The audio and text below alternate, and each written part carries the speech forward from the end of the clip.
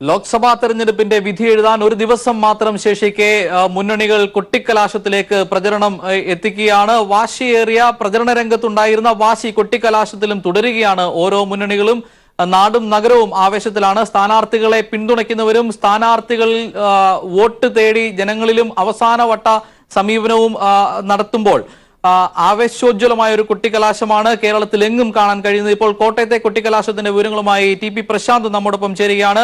കോട്ടയം മണ്ഡലം ഏറ്റവും നിർണായകമാകുന്നത് കേരള കോൺഗ്രസിന്റെ രാഷ്ട്രീയ തർക്കങ്ങളെ തുടർന്നാണ്. അവിടെ LDF-ന് വേണ്ടി മത്സരിക്കുന്നത് VN വാസവനാണ്. ജനങ്ങളെ അടുത്തറിയുന്ന സ്ഥാനാർത്ഥി എന്ന നിലയിൽ വളരെ വലിയ വിജയപ്രതീക്ഷയിലാണ് അദ്ദേഹം. ഇപ്പോൾ പ്രശാന്ത് നമ്മോടൊപ്പം ചേരുന്നു. പ്രശാന്ത്, ഏത് നിലയിലാണ് കൊട്ടിക്കലാശം ഈ അവസാനഘട്ട പ്രചരണം കോട്ടയത്ത് മുന്നേറുന്നത്? സ്ഥാനാർത്ഥിക്ക് ഈ ഘട്ടത്തിൽ ജനങ്ങളുമായി പങ്കുവെക്കാനുള്ള കാര്യങ്ങൾ എന്തൊക്കെയാണ്? പ്രശാന്ത്, പ്രചരണ പ്രവർത്തനങ്ങൾക്ക് യവനിക വീഴാൻ ഏതാനും മണിക്കൂറുകൾ മാത്രം ബാക്കി നിൽക്കെ കോട്ടയം പാർലമെന്റ് നിയോജകമണ്ഡലത്തിൽ ഇടതുപക്ഷ ജനാധിപത്യത്തിനുള്ള വിജയം വളരെ സുനിശ്ചിതമാണെന്ന് പ്രഖ്യാപിക്കുന്ന ആവേശകരമായ അനുഭവമാണ് എങ്ങും എവിടെയും നിഴലിക്കുന്നത്. കഴിഞ്ഞ കുറേ ദിവസങ്ങളായി 7 നിയോജകമണ്ഡലത്തിൽ ഞങ്ങൾ നടത്തി വന്ന പ്രചരണത്തിൽ എവിടെയും കാണാൻ എല്ലാ മുക്കിനും മൂലയും ഞങ്ങൾ പോയിരുന്നു. ഇപ്പോൾ എങ്ങും ആവേശകരമായ പ്രതികരണങ്ങളാണ് പൊതുവിലുള്ളത്. വിജയപ്രതീക്ഷ 100%, ഒരു സംശയവും വേണ്ട. എല്ലാ ഘടകങ്ങളും ഈ മണ്ഡലത്തിൽ ഇടതുപക്ഷത്തിന് അനുകൂലമാണ്. ചരിത്ര വിജയം കോട്ടയം നിയോജകമണ്ഡലത്തിൽ ഉണ്ടാകുമെന്നാണ് എനിക്ക് സൂചിപ്പിക്കാനുള്ളത്. അതായത് LDF ഈ തെരഞ്ഞെടുപ്പ് പ്രചരണവുമായി ബന്ധപ്പെട്ട് ഉയർത്തിയിട്ടുള്ള മുഴുവൻ പ്രചരണ മുദ്രാവാക്യങ്ങളും ജനങ്ങൾ സ്വീകരിച്ചിരിക്കുന്നു എന്നതാണോ സ്വീകരണ കേന്ദ്രങ്ങളിൽ നിന്നെല്ലാം താങ്കൾക്ക് ലഭിച്ചിട്ടുള്ള സൂചനകളും പ്രതീക്ഷകളും? നിശ്ചയമായും ഞങ്ങൾ ഈ തെരഞ്ഞെടുപ്പ് ഒരു ഘട്ടത്തിൽ ആദ്യം മുതൽ തന്നെ ഉയർത്തിയ തെരഞ്ഞെടുപ്പ് രംഗത്തെ എല്ലാ പ്രചരണങ്ങളും ജനങ്ങളുടെ മുമ്പിൽ നല്ല രൂപത്തിൽ സ്വീകാര്യതയുള്ളതായിരുന്നു. ഒന്ന്, ആരെയും ഒരു പ്രകോപനം ഉണ്ടാക്കുന്നതോ ഇതിലുകളെ ആക്രമിച്ച് കീഴ്പ്പെടുത്തുന്നതുമായുള്ള പ്രചരണ രൂപമല്ല ഞങ്ങൾ സ്വീകരിച്ചത്. മറിച്ച് ഇടതുപക്ഷ ജനാധിപത്യത്തിൻ്റെ മൂല്യാധിഷ്ഠിത രാഷ്ട്രീയം, 2 ഇടതുപക്ഷ ജനാധിപത്യ ഗവൺമെൻറ് നേട്ടങ്ങൾ, 3 ഈ നിയോജകമണ്ഡലത്തിൽ കഴിഞ്ഞകാല ജനപ്രതിനിധികൾക്ക് ചെയ്യാൻ കഴിയാതെ പോയ വികസന രംഗത്തെ പൊള്ളയായ വാഗ്ദാനങ്ങൾ, ഒപ്പം ഈ മണ്ഡലത്തെ അനാഥമാക്കിയ പ്രശ്നങ്ങൾ, അതുപോലെ തന്നെ കാർഷിക വ്യാവസായിക മേഖലയിലെ ഈ മണ്ഡലത്തിലെ പൊതുപ്രശ്നങ്ങൾ, ഇതെല്ലാം ഉയർത്തിക്കൊണ്ടായിരുന്നു ഞങ്ങളുടെ പ്രചരണ രൂപങ്ങൾ ഉയർത്തിക്കൊണ്ടുവന്നതെങ്കിൽ ആ പ്രചരണ രംഗത്തെ എല്ലാ തരത്തിലുള്ള ഞങ്ങളുടെ പ്രചരണ രംഗത്തെ മുന്നോട്ട് വെച്ച ഈ മണ്ഡലവുമായി ബന്ധപ്പെട്ട പ്രശ്നങ്ങളും ജനങ്ങൾ പൊതുവിൽ സ്വീകാര്യതയിൽ എടുക്കുന്നതായിട്ടാണ് കാണാൻ കഴിയും. അതുകൊണ്ട് ഫലമാണ് ഒരുപക്ഷെ 100 കണക്കിന് ആളുകൾ എല്ലാ സ്വീകരണ കേന്ദ്രങ്ങളിലും ആബാലവൃദ്ധ ജനങ്ങൾ ഒഴുകിയെത്തി ചില സ്ഥലത്ത് ഗ്രാമങ്ങൾ തന്നെ ഒന്നിച്ചു വന്ന് ഞങ്ങളെ സ്വീകരിക്കുന്ന സാഹചര്യം ഉണ്ടായി. അത്തരം ഒരു അനുഭവം വളരെ വളരെ ആവേശകരമായിരുന്നു. അത് വിജയപ്രതീക്ഷ ഉറപ്പാക്കുന്ന രൂപത്തിലുള്ള സ്ഥിതിയാണ് എങ്ങും കണ്ടത്. ജനങ്ങൾ നൽകിയിട്ടുള്ള ആവേശകരമായ സ്വീകരണങ്ങൾ തന്നെയാണ് ഇടതുപക്ഷത്തിന്റെ പ്രതീക്ഷയും കരുത്തും. അതുകൊണ്ട് ഈ മണ്ഡലത്തിൽ വലിയൊരു അട്ടിമറി വിജയത്തിന് കാതോർത്തിരിക്കുകയാണ് ഇടതുപക്ഷം. കോട്ടയത്തു നിന്നും ക്യാമറാമാൻ സാംജിത്ത് അറപ്പുക്കരയോടൊപ്പം ടി.പി. പ്രശാന്ത്. കോട്ടയത്തും കൊട്ടിക്കലാശം പുരോഗമിക്കുകയാണ്. അതിനിടയിൽ പ്രശാന്താണ് സ്ഥാനാർത്ഥി VN വാസവന്റെ വാക്കുകൾ എത്തിച്ചത്.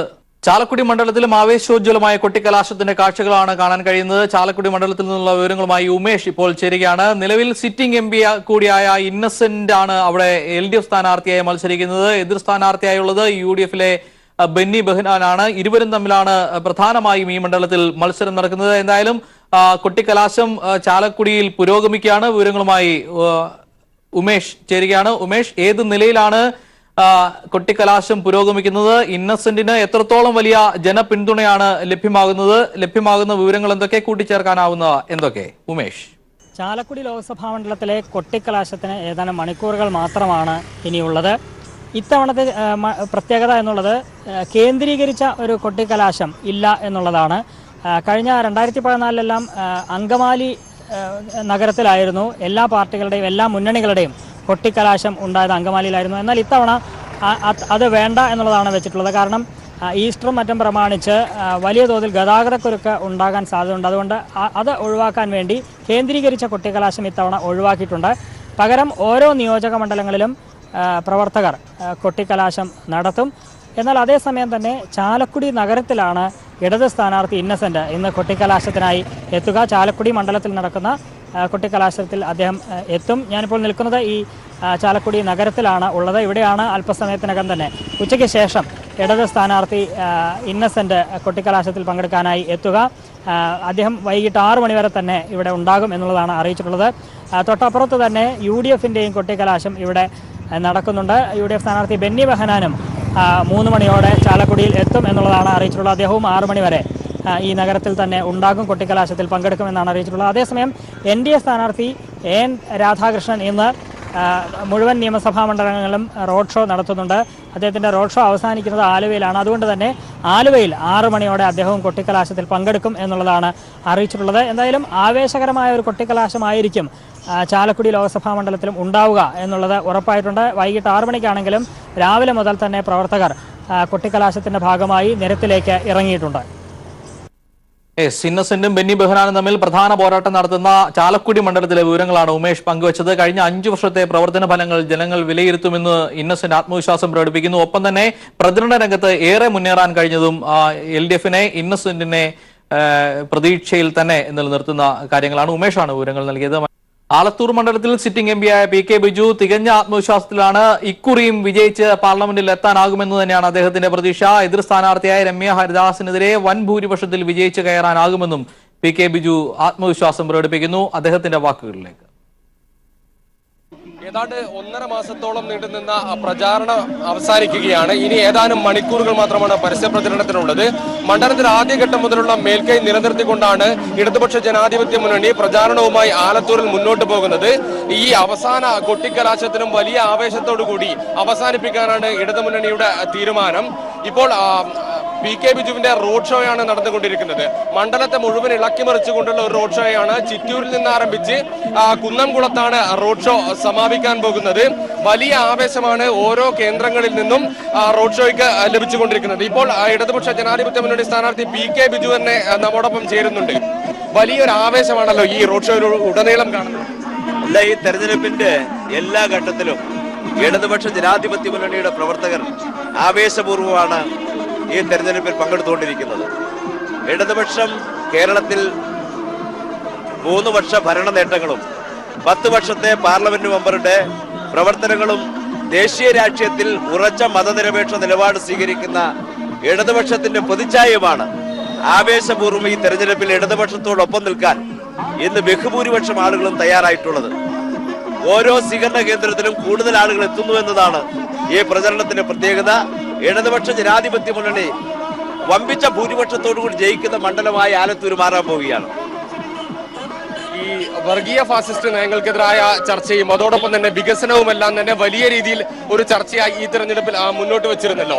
LDF മുന്നോട്ട് വെച്ച ചർച്ചകളെല്ലാം തന്നെ ജനങ്ങൾ കൃത്യമായി ഏറ്റെടുത്തിട്ടുണ്ടോ?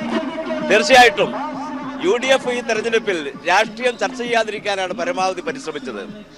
കാരണം UDF-ന്റെ ദേശീയാടിസ്ഥാനത്തിലുള്ള മതനിരപേക്ഷ നിലപാട് വെള്ളം ചേർത്തതാണ്.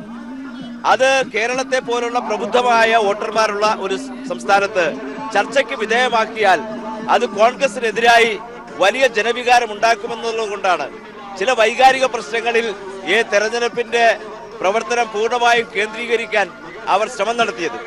എന്നാൽ ഇടതുപക്ഷം UDF-നോട് രാഷ്ട്രീയം പറയാനുള്ള ചർച്ച ഈ മണ്ഡലത്തിലുടനീളം നടത്തിയതിന്റെ ഭാഗമായി ജനങ്ങൾ പാർലമെന്റ് തെരഞ്ഞെടുപ്പിന്റെ രാഷ്ട്രീയമാണ് ചർച്ച ചെയ്തത്.